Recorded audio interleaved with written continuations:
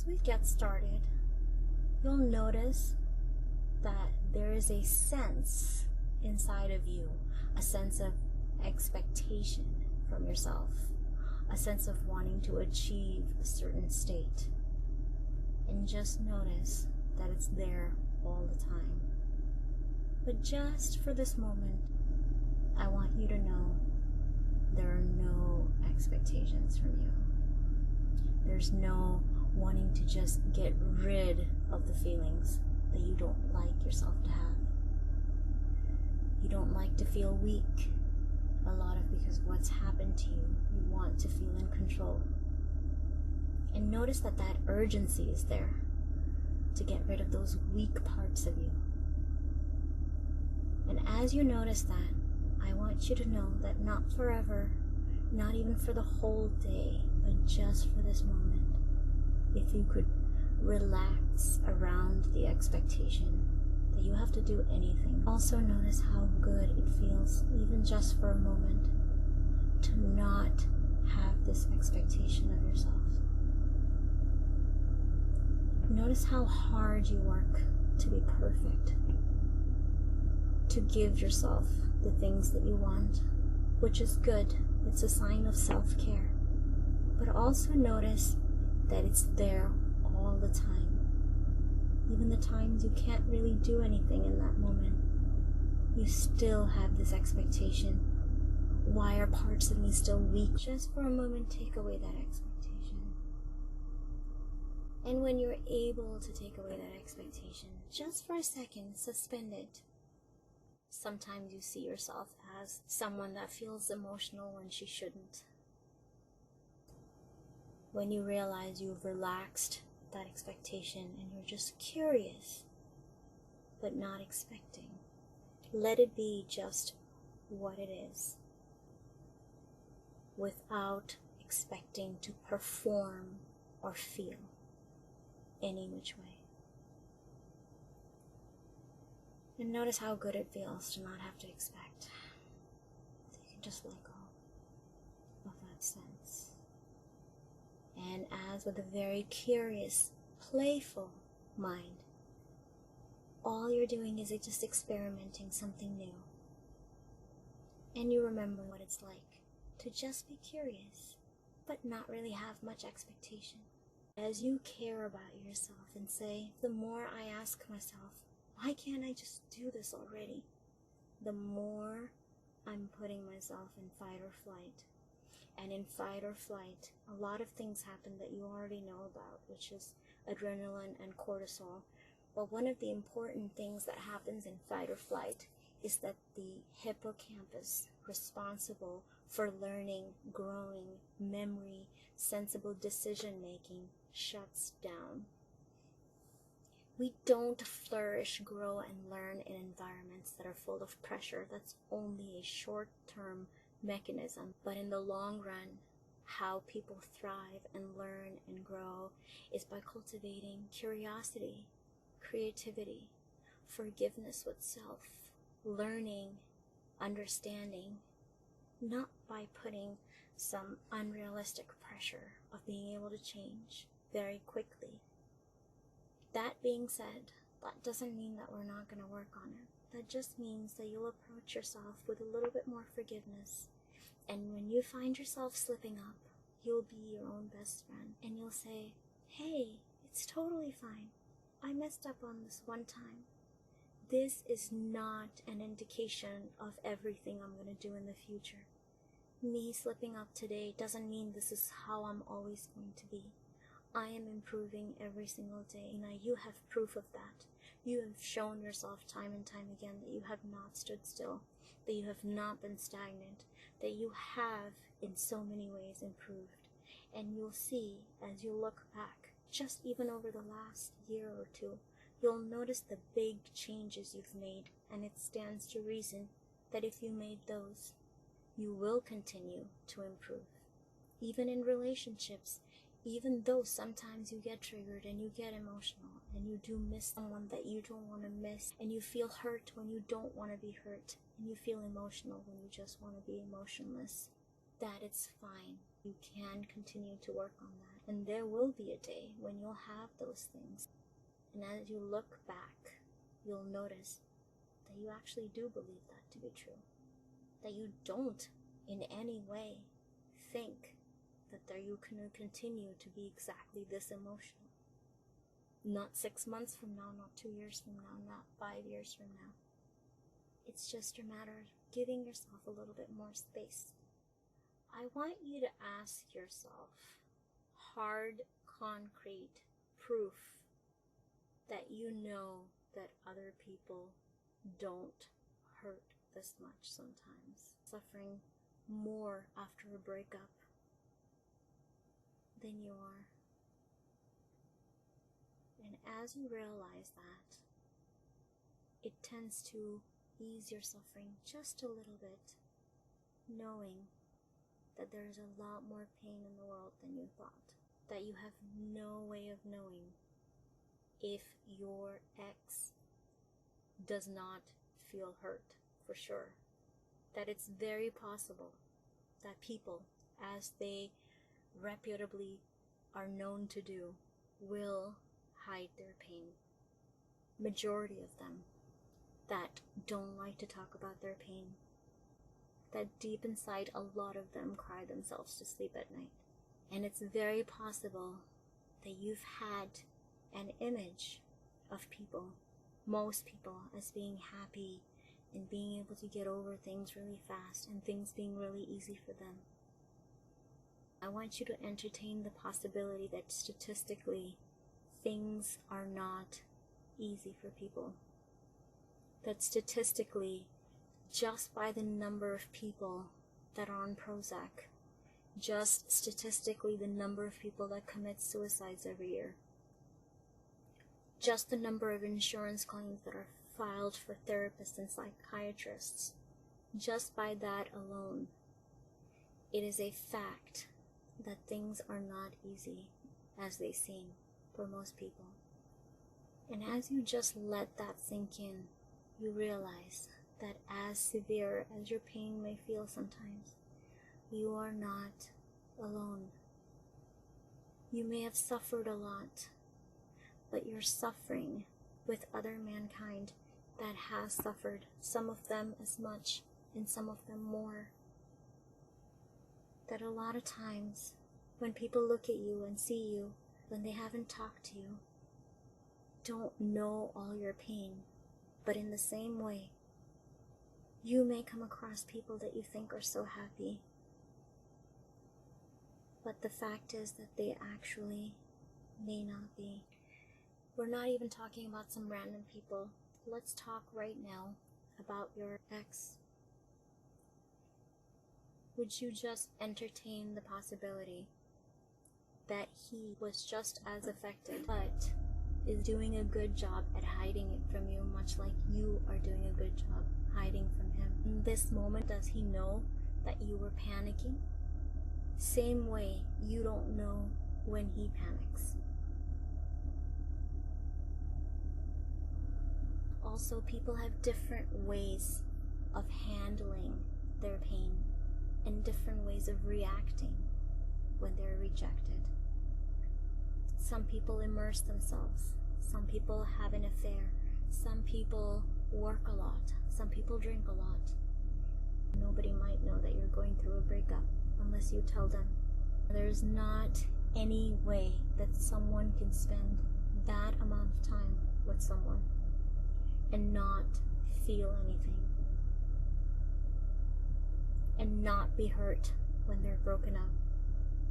We are going to desensitize you from the pain of the breakup. Now, while staying very, very present with me, you're going to be an investigator of your own feelings, how it feels when you bring up certain things. So as you find yourself asking why he doesn't care about me, because you have lived with your trauma and you've lived with your memories, you know how terrible they are.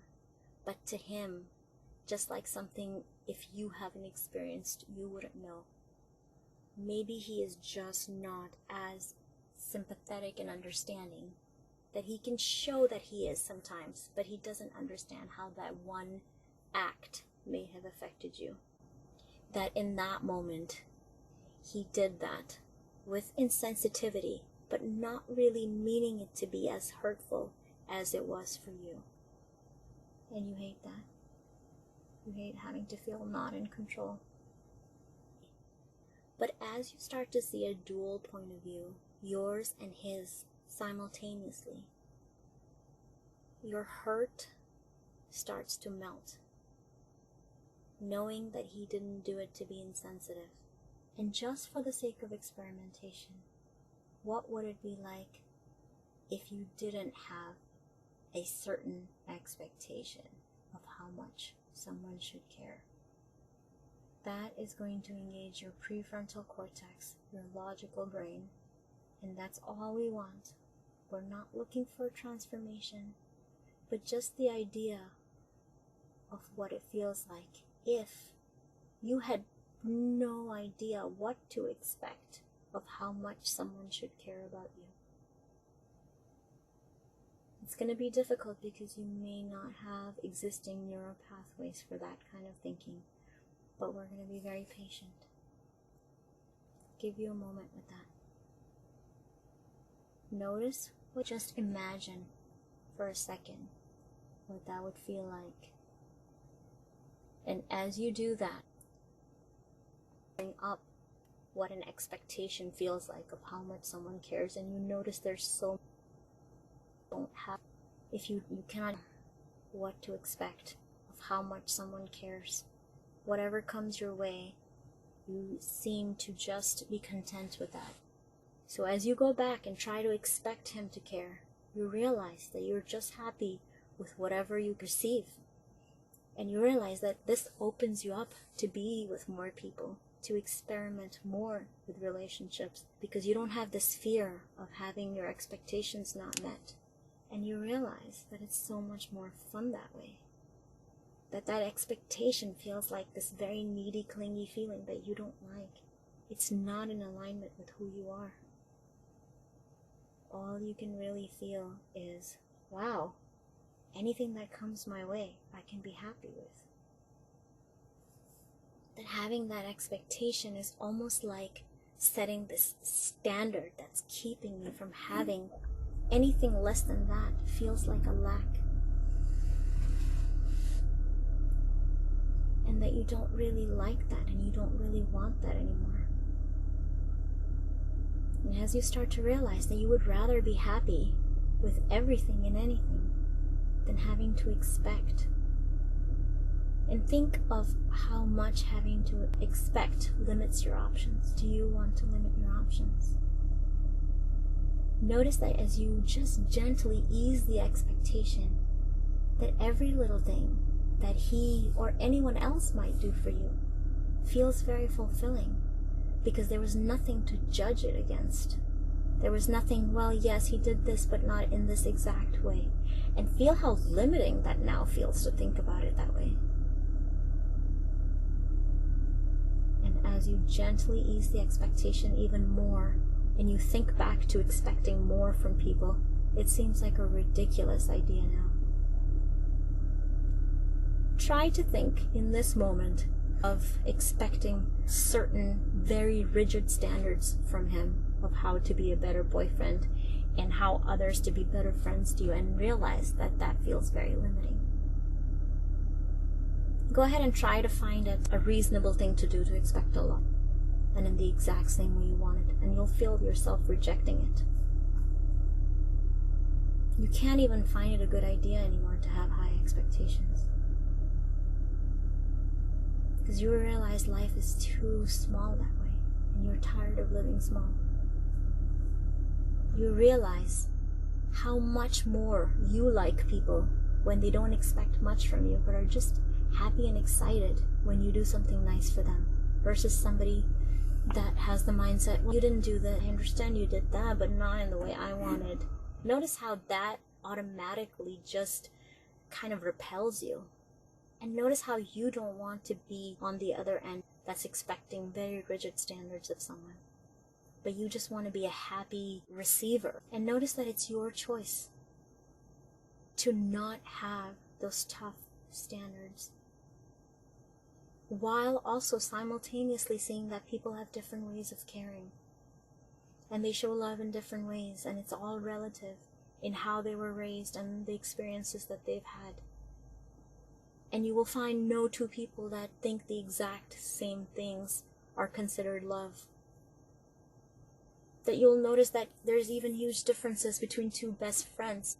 One that says, oh, I love when he calls a lot. Another that's like, no, I want him to call some, but I don't want him to call at nights. Another that's like, well, I love when he calls me when I'm with my friends, when I know we're supposed to be apart. And another one that says, no, I like when he calls a lot, but I don't like when he calls me while I'm with my friends. And notice there's no good way for two people to be happy if each one expected the other one to know exactly what their standard was. That's not fun. That's not spontaneous. And that's not real, and that cannot last, because eventually somebody's standards are going to come up and another person won't be able to meet them. Notice how much better it is to choose to be happier with what you perceive. And you will naturally, as a byproduct, become the kind of person that people will want to do more to please.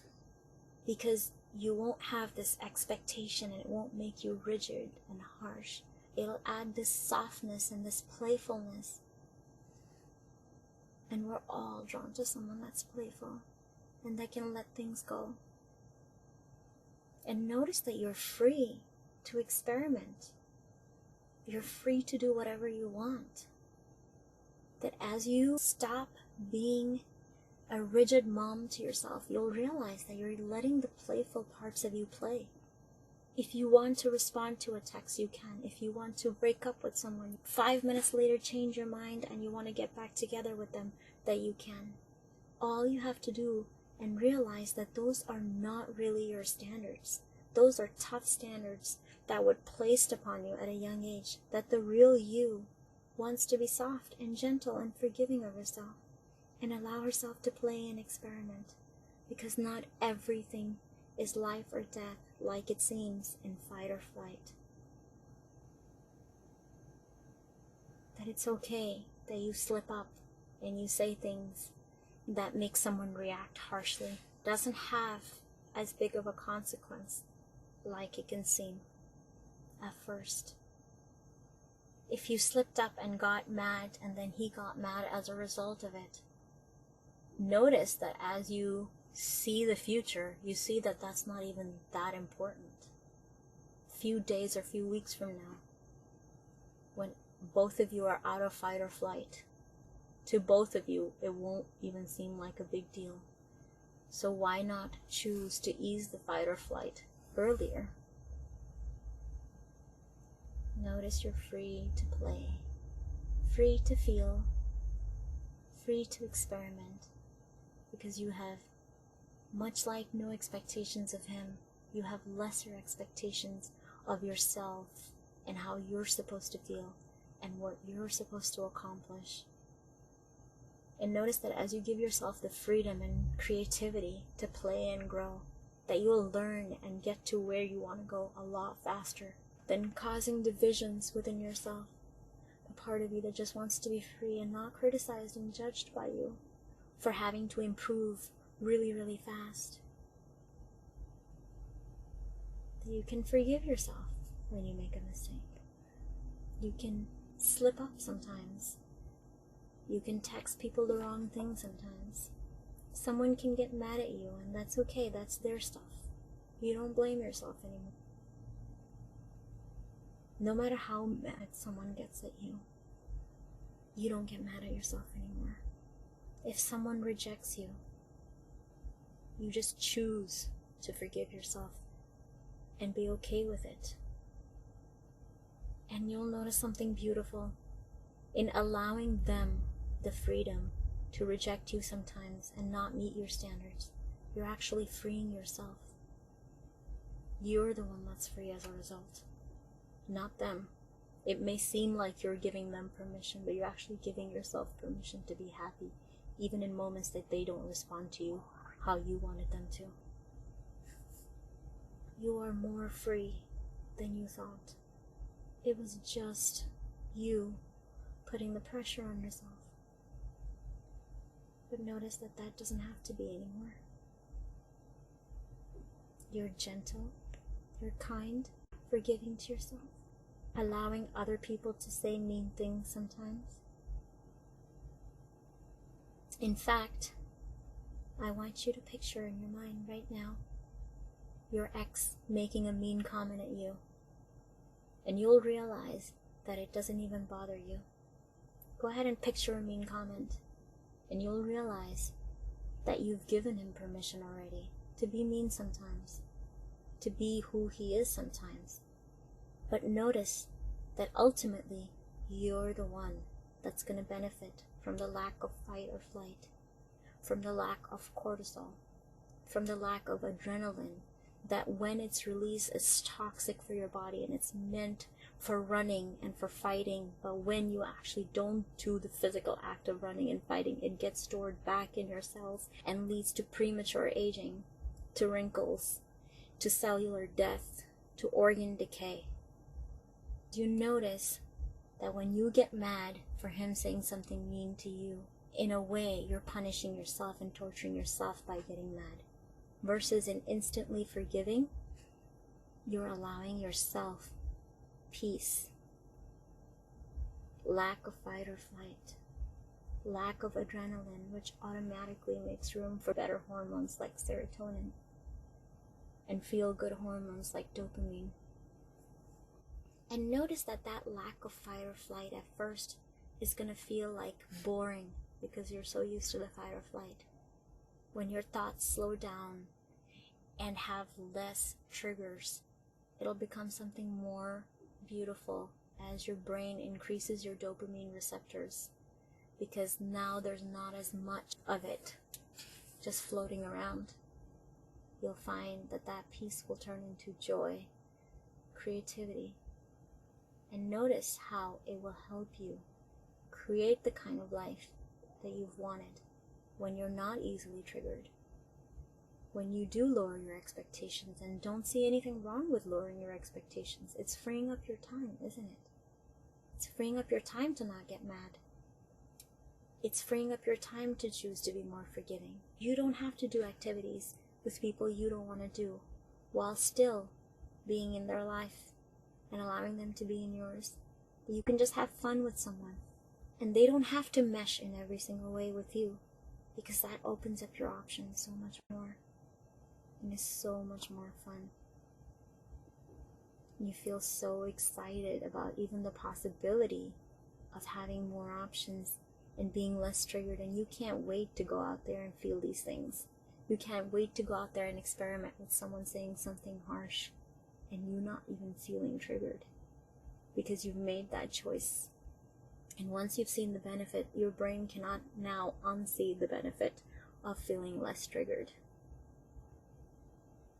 I want you to picture, again, one more time, your ex saying something, texting something mean to you. And as you look at that text, you know you would have been mad, but now you can't get mad. You just smile and say, everyone has emotions like me, and he's just venting his. Or he's doing it for attention, like we all do. And you just can't even get mad that it is just the emotions of someone else that hasn't figured out their whole life yet, doesn't know how to act, doesn't know what he wants out of life. And just like you, he's probably on his own journey too. And this is not personal. So go ahead and picture that text of him saying something mean or cold to you, and notice how much calmer you feel. Go ahead and try to get upset about it, but you really can't.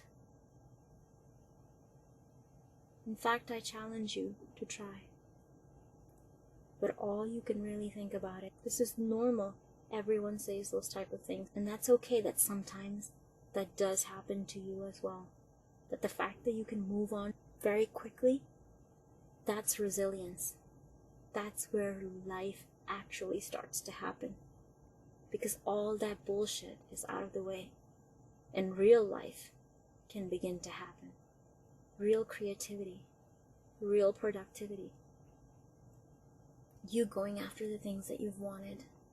That cannot happen with fight or flight and the constant up and down, because you're just so busy managing those things that you've made a conscious choice now to see people trying to do hurtful things to you, but immediately also realizing that's fine.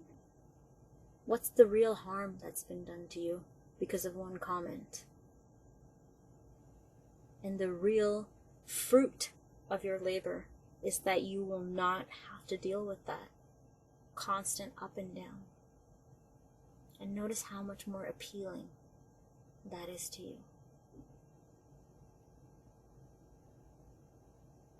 As you realize that you're becoming a very different person and more in alignment with who you truly are.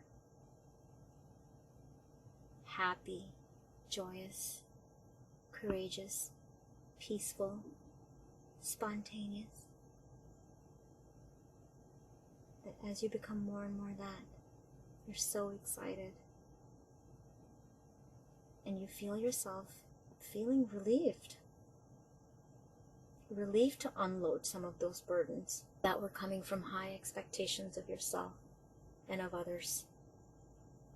Notice the relief that you feel from having less expectation of yourself. That you are allowed to do more things. You're allowed to slip up a little.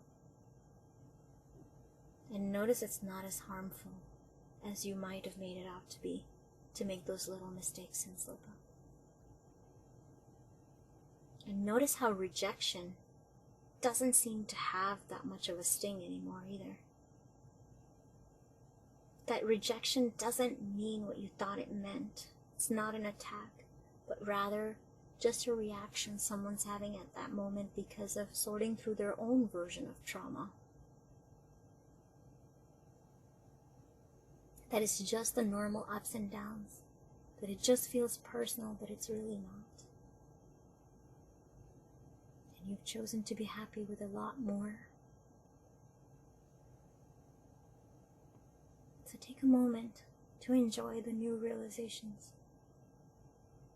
And notice that no part of you rejects that. That every part of you would like to have this. And notice how all of the suggestions have went in. There's going to be no pressure from you on yourself. And notice how exciting that is, because that's something you'll be able to count on for the rest of your life. Notice that if it was someone else you were counting on, you'd have that fear that they could take it away. But with you, you don't have to have that fear. And you're creating something much more lasting and dependable this way.